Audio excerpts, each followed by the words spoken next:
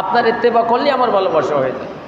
আর বন্ধু আমার ভালোবাসা যখন অর্জন করবে, আমি কাউকে খালি ফিরাইয়া, কারণ তার হাকিকত মালেকে হার শাই খোদা ই আমানত সান্দে রোজে নজদে মাছ।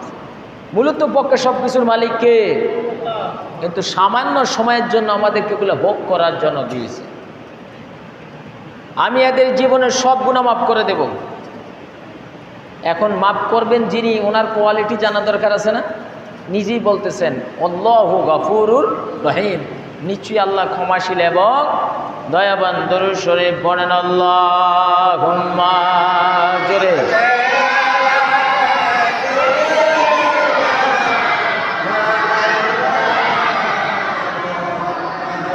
ওলা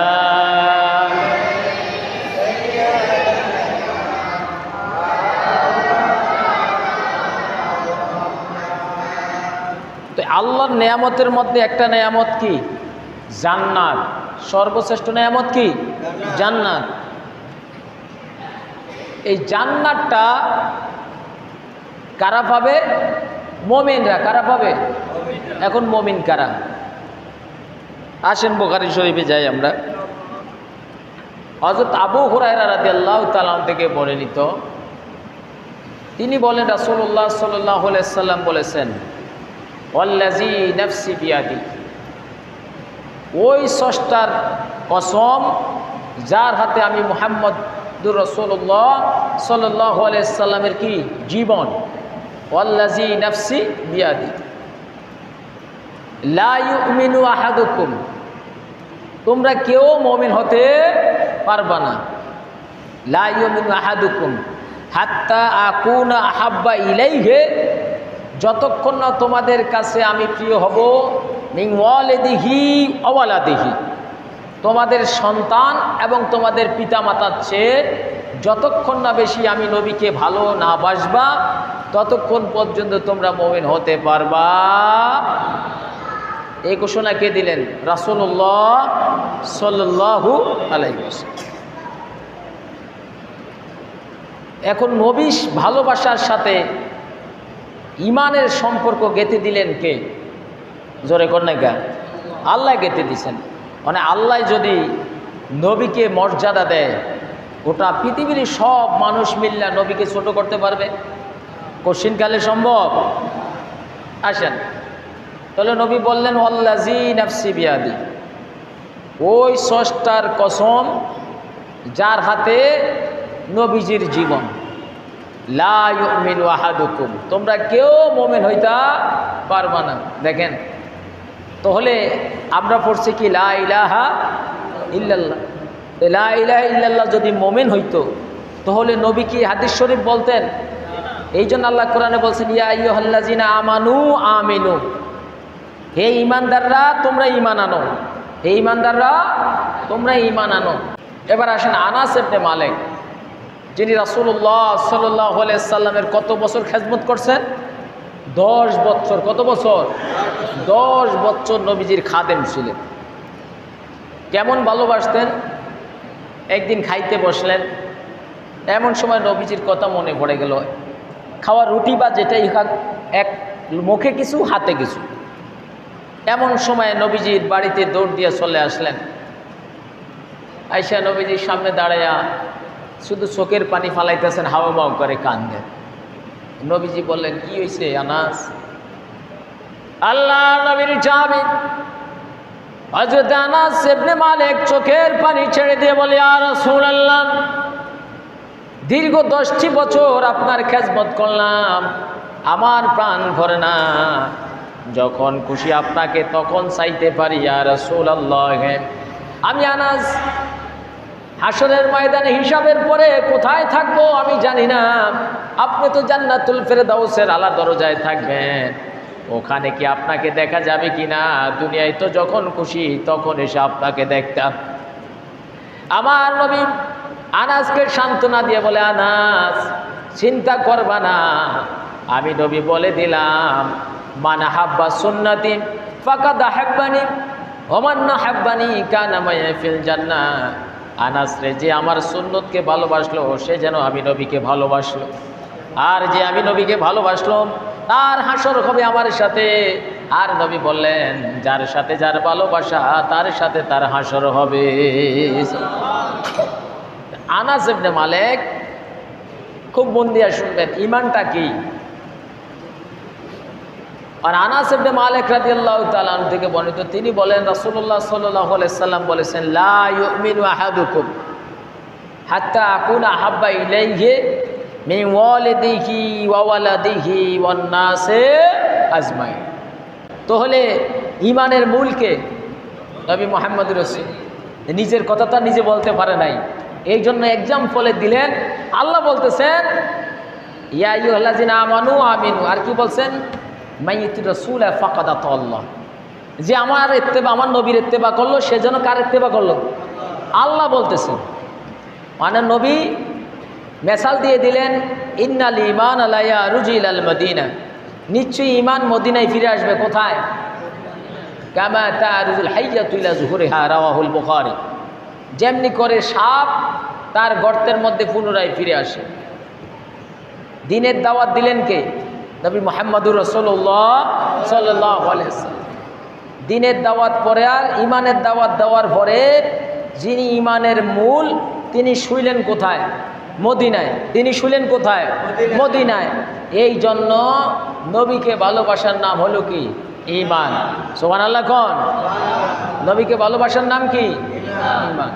আমি বলছি না, নবী বলেন, নবী বলছেন। আবু হুরায়রা থেকে কি বলছেন, আর আনাস থেকে কি বলেন, হাদিস শরীফ তো বললাম। তাহলে ঈমান কোথায় ফিরে যাবে? মদিনায়। আসেন মদিনায় আর কি আছে? নবীজি তো নবীজি বলেন, মা বাইনা বাইতি ও মিম্বারি, আমার ঘর আর মসজিদে নববীর মিম্বার, এটাকে মিম্বার বলা হয়। এটা কি? মিম্বার। মা বাইনা বাইতি ও মিম্বারি রাউজাতুম মিন রিয়াদিল জান্নাহ, এটা জান্নাতের বাগান থেকে একটা জান্নাত। জোরে কর না। আর কি বললেন? ও মিম্বারি আলা হাউজি, নবীজি বলেন, আমাকে যে আল্লাহ পাক হাউজে কাউসার দিলেন মেরাজের রাত্রে, ওই হাউজে কাউসার দিছেন, আমি যে মিম্বারে বৈশা খুতবা দেই, ওই মিম্বারের আমার কদমের তলে হাউজে কাউসার। সুবহানাল্লাহ কর। আমি মিম্বারে বসা নাই কর, তো আমার মিম্বারের তলে যদি একটা পাথর থাকে, এটা আমার ঠ্যাঙ্গের তলে না? কথা কয় নাই কা? তো নবী বলেন, ও মিম্বারি আলা হাউজি, হাউজে কাউসার আমার মিম্বারের নিচে। হাউজে কাউসার কার নিচে? মিম্বারের নিচে। তাহলে মক্কায় হজ করতে গিয়া যারা মদিনায় না যায়, এরা কি পরিপূর্ণ ইমানদার? জোরে বলেন। কারণ মদিনায় কি? ঈমান। মদিনায় কি? মদিনায় জান্নাত না বাসবা। তাহলে নবীজির ভালোবাসার নাম কি? জোরে কর নাই গা? নবীজির ভালোবাসার নাম কি? নবীজির গোলামের, নবীজির আশেকের কোনো ভাবনা নাই, চলো নবীজির জান্নাতে মদিনাতে যায়। এখন আপনারা এখান থেকে যাওয়ার পরে কেউ কেউ মদিনায় জান্নাত কেমনে শুনিয়ে দেবেন। নবীজি বলছেন, মা বাইনা বাইতি ওয়া মিম্বারি রাউজাতুম মিন রিয়াদিল জান্নাহ ওয়া মিম্বারি আলা হাউজি। নবী বলেন, উম্মত রে, হাউজে কাউসারে লাফালাফি করিস না, হাউজে কাউসার তো আমার মিম্বরে, আমার কদমের তলে। সুবহানাল্লাহ কর। নবীজির গোলামের কোনো ভাবনা নাই, চলো নবীজির জান্নাতে মদিনাতে যাই। একটু বলা যাবে নি? একটু বলা যাবে?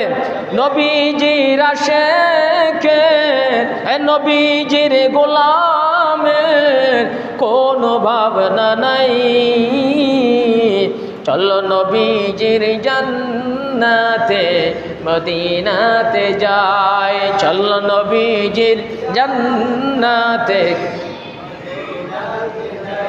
ডাইনে হযরত আবু বকর, বামে হযরত ওমর, একটুখানি জায়গা বাকি ইসারুল্লাহর কবর। আল্লাহু আকবার বলেন। ডাইনে হযরত আবু বকর, বামে হযরত ওমর, একটুখানি জাগা বাকি ইসারুল্লাহর কবর। আমায় তুমি নিবানি গো, আমায় তুমি দিবানি গো, তোমার শরণ তলে ঠাই। চলো নবীজির জান্নাতে মদিনাতে যায়, চলো নবীজির জান্নাতে মদিনাতে যায়। নবীজির আশিকে কোনো ভাবনা নাই, চলো নবীজির জান্নাতে মদিনাতে যায়। পান খুলে দুরূদ শরীফ পড়েন আল্লাহুম্মা।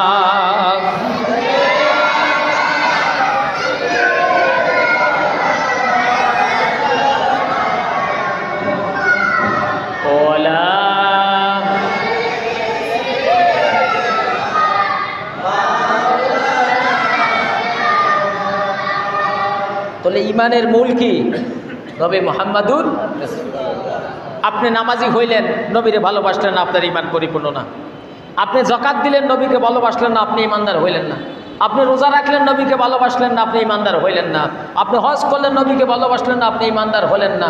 আপনি পর্দা করলেন, নবীকে ভালোবাসলেন না, আপনি ইমানদার হলেন না। আপনি জিহাদের দাওয়াত দিলেন, আপনি নবীকে ভালোবাসলেন না, আপনি ইমানদার হলেন না। কথা বুঝতে পারছেন? তাহলে সব কিছুর সাথে সম্পৃক্ত কে? নবী মুহাম্মদুর রাসূলুল্লাহ সাল্লাল্লাহু আলাইহি ওয়াসাল্লাম। এই জন্য আল্লাহ কোরআনে বলছেন, ইয়া আইয়ুহাল্লাযিনা আমানু আমিনু, হে ঈমানদাররা তোমরা ঈমান আনো, ঈমানদাররা তোমরা ঈমান আনো। একবার বলে লা ইলাহা ইল্লাল্লাহ, এর সাথে কি? মুহাম্মাদুর। আল্লাহ বলে, বন্ধু আপনি যে দিনের দাওয়াত দিলেন লা ইলাহা ইল্লাল্লাহ, কোনো মানুষ নাই, কোনো মাবুদ নাই কে ছাড়া। তো এই মানুষরা নবীজিকে জিজ্ঞেস করলো, মান আনতা, তুমি কে যে বলতেছো লা ইলাহা ইল্লাল্লাহ? তো বন্ধু আপনি বলে দেন, আমি মুহাম্মাদুর রাসূলুল্লাহ, আমি আল্লাহর রাসূল। সুবহানাল্লাহ কোন। এই দুইটা সেন্টেন্সের মধ্যে, দুইটা জুমলার মধ্যে হলো ঈমান কি? ঈমান লা ইলাহা ইল্লাল্লাহ মুহাম্মাদুর রাসূলুল্লাহ সাল্লাল্লাহু আলাইহি ওয়াসাল্লাম। আমার ভাইরা, তাহলে যারা মক্কায় গিয়া কয় মদিনায় যাওয়ার দরকার নাই, এরা কি সৌভাগ্যবান না দুর্ভাগ্যবান? জোরে কর না। কেমনে? আমি কই না, নবী বলছেন। নবীজি বলছেন মদিনাতে মাসিহুদ দাজ্জাল প্রবেশ করতে পারবে না। মদিনাতে দজ্জালের ফিতনা এবং দজ্জাল প্রবেশ করতে পারবে না। মদিনাতে গোটা পৃথিবীতে যখন কোনো মুমিন থাকবে না, তখন মদিনায় পাওয়া যাবে। সুবহানাল্লাহ। তো হইলে মদিনার বিরোধিতা করে যারা দজ্জালের সালা, তারা ঠিকই না কোন? কথা কয় নাই, আমি বলছি। নবী বলছেন মদিনা দজ্জাল প্রবেশ করতে পারবে না। ওই সময় মদিনাতে 60টা গেট হবে। বুখারী শরীফে বলছে কয়টা গেট? 60টা গেট। প্রত্যেকটা গেটের মধ্যে 2 জন করে ফেরেশতা পাহারা দেবে। কয়জন করে? 2 জন। তো ফেরেশতারা যেই গেটের দারোয়ান, এই গেটে দিয়ে কি কেউ ঢোকার সুযোগ আছে? কথা কর নাই, আছে? তাহলে মদিনার বিদ্বেষী যা, তারা ইহুদিদের সেলা যারা, ঠিক কিনা কন? মদিনার বিরোধিতা তারা করে, মদিনার বিদ্বেষী তারা, ইহুদিদের দালাল যারা, ঠিক কিনা কন? মোমেন যারা, মদিনার পাগল তারা।